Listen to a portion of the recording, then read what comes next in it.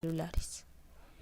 Cuando hablamos de reproducción, hacemos referencia a que es un proceso biológico mediante el cual las especies se van a perpetuar. Esto garantiza que a lo largo del tiempo una especie no desaparezca de la faz de la Tierra. De acuerdo al tipo de reproducción, puede ser un proceso simple o puede ser un proceso complejo. Además de esto, si recordamos las clases pasadas, veremos que cuando las células se reproducen, no solamente van a garantizar que se perpetúe la especie, sino también este proceso puede llevar a reparación de tejidos en organismos pluricelulares. Vamos a hablar también de que hay dos tipos de reproducción. La primera va a ser la reproducción sexual. En esta van a intervenir dos individuos, generalmente un macho y una hembra, o una parte masculina y una parte femenina. Cada una de estas partes va a aportar el 50% de la información genética, lo que garantiza que en este proceso de reproducción haya variabilidad genética. Mientras que en la reproducción asexual solamente se necesita de un individuo y de una célula madre va a salir la célula hija, que generalmente va a tener un ADN idéntico al 100%. No va a haber variabilidad genética. Reproducción asexual en microorganismos. La primera forma de reproducción asexual en microorganismos es la fisión binaria o bipartición. Básicamente, este es un proceso mediante el cual una célula madre va a comenzar un proceso de división similar a la mitosis y poco a poco va a ir dividiéndose, dando como resultado dos células hijas. Este tipo de reproducción se produce en las procariotas y en los protistas. Por otro lado, tenemos el proceso de reproducción asexual por medio de la gemación. Esta básicamente es que a partir de una célula madre va a comenzar a crecerle en uno de sus extremos una yema que va a ir creciendo y madurando con el paso del tiempo. Cuando esa yema ya esté completamente madura, va a separarse de su célula madre, dando como origen la célula hija. Esta va a ser exactamente idéntica a su célula madre, sin embargo, en cuanto al tamaño va a ser un poco más pequeña y con el paso del tiempo va a ir creciendo.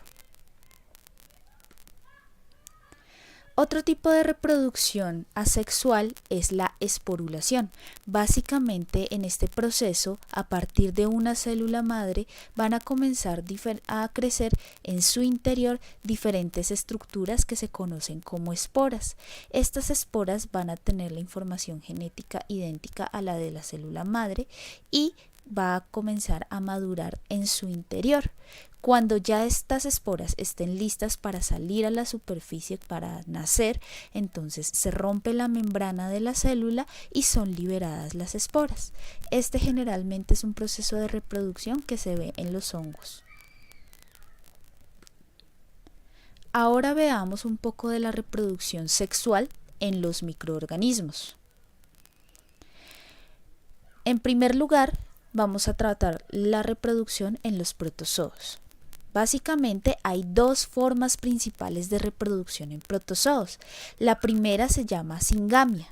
Esto sucede cuando dos células de protozoos diferentes se convierten en gametos y posteriormente se unen en este proceso.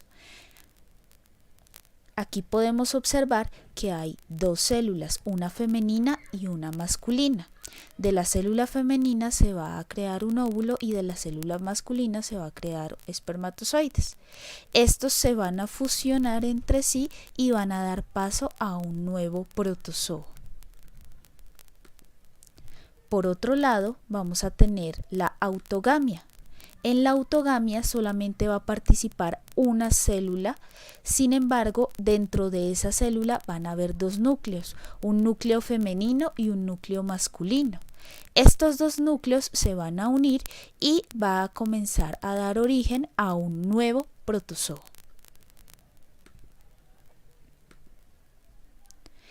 Por otro lado, tenemos la reproducción sexual en los hongos. Básicamente, los hongos tienen unas estructuras que se van a llamar hifas. Esas hifas van a tener la mitad de la información genética y en este caso están representadas con un signo positivo y un signo negativo, que representará lo que es la parte masculina y la parte femenina. Esas esporas se van a liberar en el ambiente y se van a unir entre ellas, una positiva con una negativa, y poco a poco van a ir uniendo y formando un nuevo hongo, tal y como lo muestra la imagen. Por otro lado tenemos a las algas. Básicamente esta imagen nos representa el ciclo de vida de las algas. En ella hay dos partes importantes que debemos reconocer. La primera es la plasmogamia. Esta es una función de células reproductivas haploides o los gametos. Esta se da en esta parte que estoy señalando. Entonces llega la parte del espermatozoide y la parte del óvulo se unen y dan paso a nuestra siguiente fase que se llama la cariogamia, en donde se van a fusionar los núcleos de estos gametos y finalmente va a comenzar el proceso de formación de nuestro nuevo ser, nuestra nueva alga.